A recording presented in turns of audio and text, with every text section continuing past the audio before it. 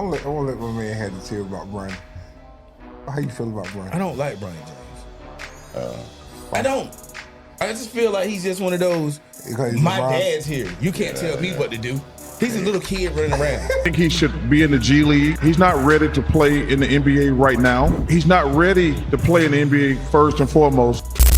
The moment the clip hit social media, everything shifted instantly. One possession, one mistake, one unfortunate camera angle. That was all it took to pull Bronny James back into the center of yet another full-scale NBA debate. The play itself was not complicated. A turnover during a rotational opportunity, the kind of moment that happens dozens of times across any given NBA night. But the reaction was anything but routine. Within minutes, the clip was everywhere. Twitter, TikTok, debate shows, comment sections, all converging on a single question. Is this proof of nepotism operating inside the NBA, or is this normal rookie development being blown completely out of proportion? The noise escalated quickly, and the reason is inseparable from who Bronny James actually is. He's not just another young guard trying to carve out a role with limited minutes on the Los Angeles Lakers. He is the son of LeBron James, one of the most influential and scrutinized athletes in the history of professional sports. And that surname alone fundamentally changes how every single mistake gets interpreted. In isolation, a turnover means nothing. Every rookie commits them. Every young guard battles with timing, spacing, and decision-making as they adjust to the speed and complexity of the NBA game.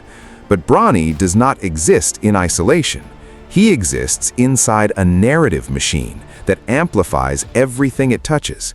The clip showed Bronny handling the ball in transition before losing control under defensive pressure, resulting in a straightforward turnover. For a developing player still calibrating to the NBA level, there was nothing unusual about it. But the internet did not treat it as routine. It treated it as evidence. Evidence of what exactly depends entirely on who you ask. Critics argued it reinforces genuine doubts about whether he belongs in consistent NBA minutes. Supporters countered that it is a normal developmental mistake receiving disproportionate attention purely because of his last name. And that is the precise moment where the debate stops being about basketball and becomes something considerably larger, the question of nepotism inside the NBA. Analysts moved quickly to add context. Some pointed to his limited usage, inconsistent minutes, and clearly defined developmental role within the Lakers system. Others argued that even within limited opportunities, players are expected to demonstrate flashes of composure and decision-making that signal readiness. The statistics alone do not construct a dramatic case. Low minutes, minimal usage, little offensive responsibility placed on his shoulders. But perception in the modern NBA media landscape frequently outweighs production, and the perception surrounding Bronny James has always been complicated by forces entirely outside his control. One analyst put it plainly: Bronny cannot simply go to the G League, average 25 points, and develop quietly until he's ready, the way most young players would. Because of who his father is, that path was never available to him. Every option comes loaded with a narrative. Every environment he enters gets examined under a different lens. And that is precisely why this single clip detonated the way it did. It did not just show a mistake, it ignited a conversation that has been building steadily since the moment he entered the league. Is he being developed the way any other rookie would be? Or is he receiving opportunities that a player without his last name simply would not get? That question now sits underneath every discussion about him, and the turnover clip became the perfect accelerant for both sides to make their case. But here's the part that's getting lost in all of it. The actual basketball context behind turnovers like this one matters far more than the viral moment itself. Young guards transitioning into the NBA routinely struggle with decision speed. It's one of the most consistent developmental challenges at that level. The gap between college spacing and NBA defensive rotations is enormous. Passing windows close faster, help defense arrives earlier, Mistakes get punished immediately and without mercy. What appears to be a simple error on a 15-second clip is almost always a split-second read that went slightly wrong under conditions most viewers have never experienced. But viral clips do not show context, they show consequences. And consequences, stripped of context, are almost always misleading. Yeah, you have to pretend that Bronny's an NBA player, because otherwise you'll upset the king. And remember, he is a 6'2" guard that's a non-point guard. I've never seen that existing in the current NBA. And go back 20 years. He is 1 for 16 in the NBA from the floor, 0 for 7 on threes. He's not an NBA player. He was not a great high school player. He was a good high school player. He wasn't a good college player. He was a college player. And he's not an NBA player. What makes Bronny's situation genuinely different from any other developing player is that his mistakes don't simply get analyzed, they get interpreted through the weight of legacy. Every error gets connected back to his father's greatness. Every highlight gets measured against expectations that no rookie in the history of the league has realistically been asked to carry. And every developmental moment gets filtered through a binary. Either he should be ready right now, or he should not be there at all. That kind of black and white thinking is exactly what reignites the nepotism debate every single time a clip like this one surfaces. Inside the Lakers organization, Bronny's role has been deliberately developmental. Limited minutes, controlled rotations, and structured opportunities designed to help him acclimate to the NBA without being thrown into situations that overwhelm him. But that approach itself becomes a source of controversy when the expectations outside the building are completely disconnected from the internal development timeline. Some observers see patience, others see favoritism. Some see a structured process, others see protection. The exact same situation produces two entirely opposite narratives depending on the lens you're looking through.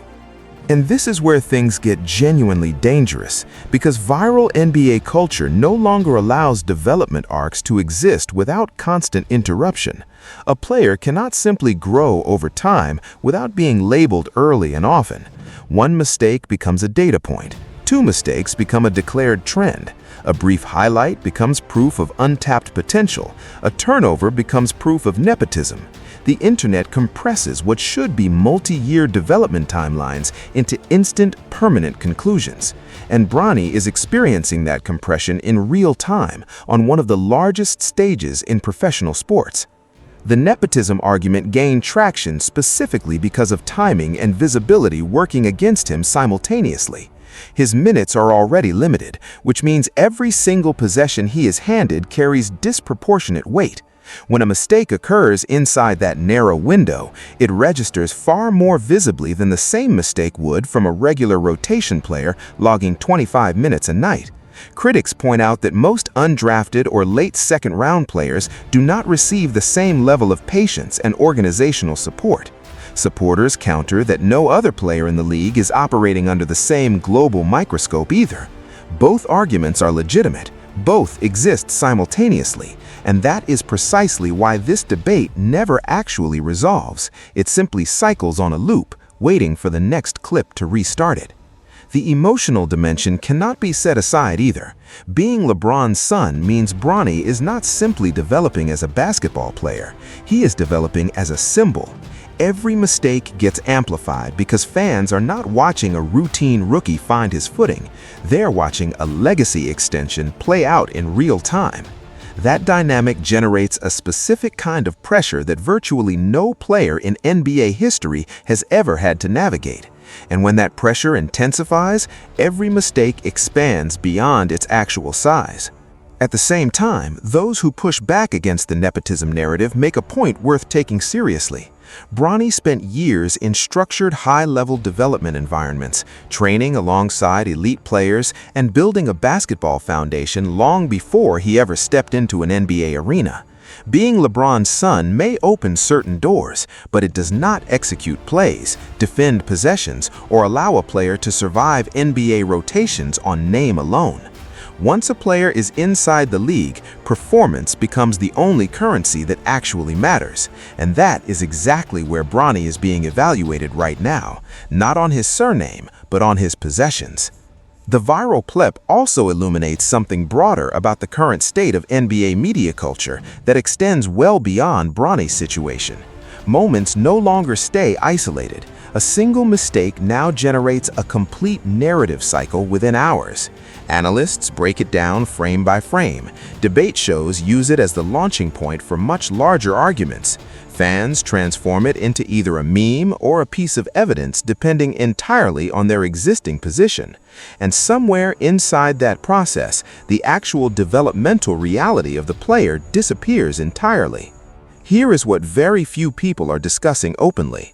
Viral moments like this one don't just damage public perception, they can directly affect player psychology in ways that are difficult to reverse.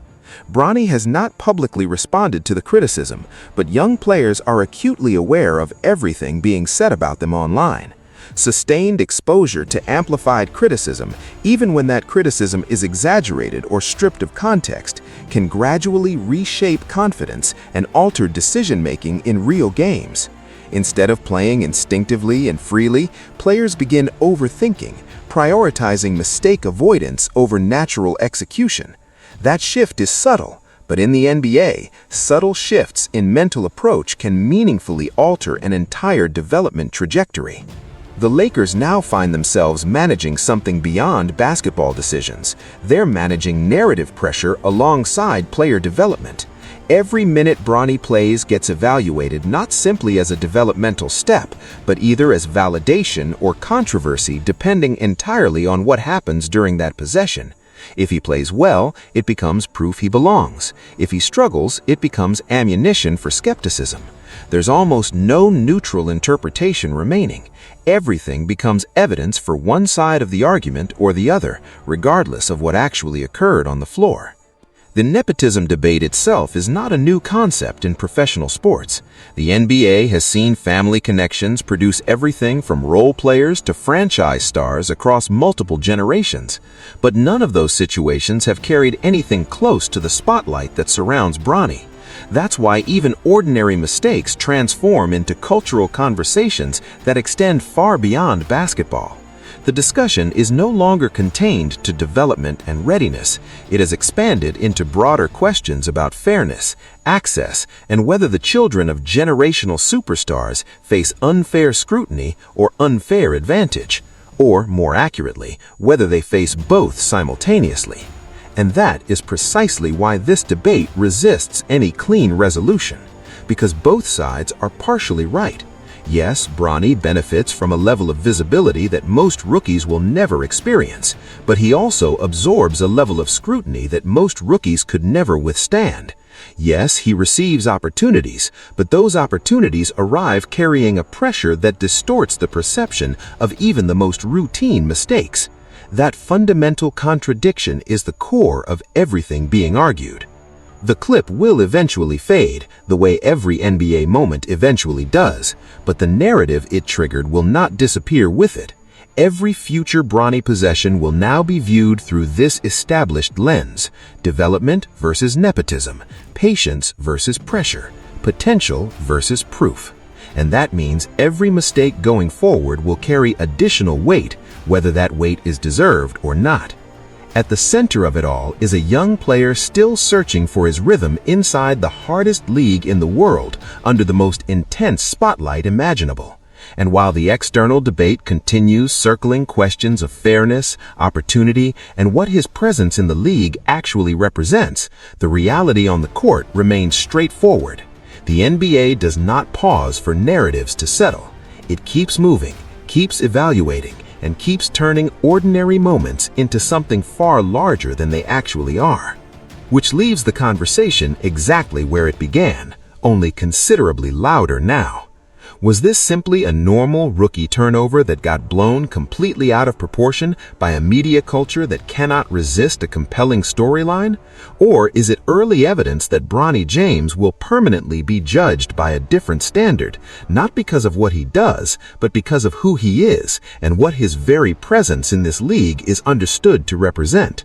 That question doesn't have a clean answer, and that is exactly why it will keep being asked.